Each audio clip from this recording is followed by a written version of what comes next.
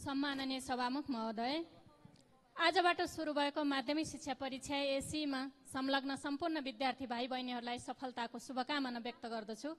साथै सोभियु निर्वाचनमा विजयी सम्पूर्ण युवा क्रान्तिकारी विद्यार्थीहरूलाई बधाई भन्न चाहन्छु।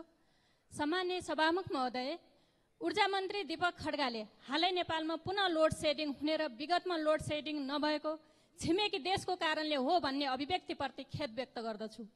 विद्युत प्राधिकरणका कार्यकारी निर्देशक कुलमान घिसिङले लोड सेडिङ छैन र भविष्यमा पनि हुँदैन भनिरहेको स्थितिमा जनतालाई आतंकित पार्ने, दलाल र बिचौलिया पस्ने र बिस्तारै नाफामा गइरहेको विद्युत प्राधिकरणलाई ध्वस्त बनाउने षड्यन्त्रमा स्वयं ऊर्जा मन्त्री नै संलग्न देखिएकोले ऊर्जा मन्त्रीलाई तुरन्त बर्खास्त गरियोस् भन्ने सभामुख महोदय मार्फत जोरदार माग गर्दछु। धन्यवाद। लाल सलाम।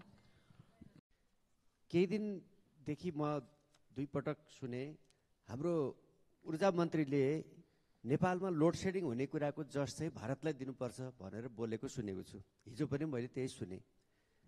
नेपालको बिजुली भारतले किन्छ, भारतको बिजुली नेपालले किन्छ, यो व्यापारको विषय हो।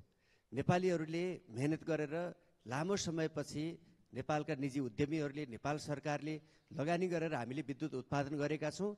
तर नेपालमा खपतलाई त्यो तहमा खपत हुने परिस्थिति बनाउन सकेका छैनौँ। त्यसतर्फ हामीले योजनाबद्ध काम गर्नुपर्ने छ र अहिले पनि बर्खामा हाम्रो उत्पादित बिजुली खेर जाने परिस्थिति विद्यमान छ एकातिर। अर्कोतर्फ हिजो दुईटा समाचार सम्प्रेषित भए। मन्त्रीज्यू भन्नुहुन्छ लोड सेडिङ हुन्छ, लोड सेडिङ सुरु भयो। अर्कोतिर फेरि कार्यकारी प्रमुख भन्नुहुन्छ लोड सेडिङ छैन, हुँदैन, ढुक्क हुनुपर्दछ। यो खालको अन्योलता, यो खालको चाहिँ एउटै सरकारबाट, एउटै देशभित्र यो खालका समाचारहरूले दिन खोजेको सन्देश के हो? कि आज यो यस्ता चिजहरू शोभायमान छन्, यसले देशलाई अन्योलतातर्फ लैजाने?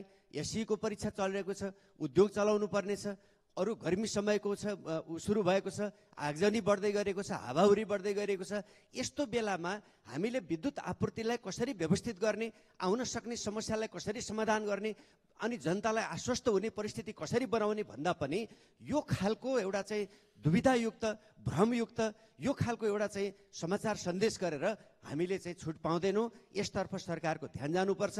यस्तो गलत सूचना अथवा फरक सूचना सम्प्रेषित गर्ने कुरा बन्द होस्। जे वास्तविकता हो, जो यथार्थ हो, त्यो कुरा सम्प्रेषित हुने र उत्पन्न हुने समस्यालाई समाधान गर्नको लागि सरकारले योजनाबद्ध काम गरेर समस्या समाधान गर्नेतर्फ, पहलकदमी गर्नेतर्फ जानुपर्दछ। देश हामीले बनाउने हो, देश हाम्रो पौरखले बन्ने हो। हाम्रो पौरखले, हाम्रो क्षमताले, हाम्रो सामर्थ्यले, हाम्रो चाहिँ अनुशासित मर्यादित कामले देश बनाउने काममा हामी सब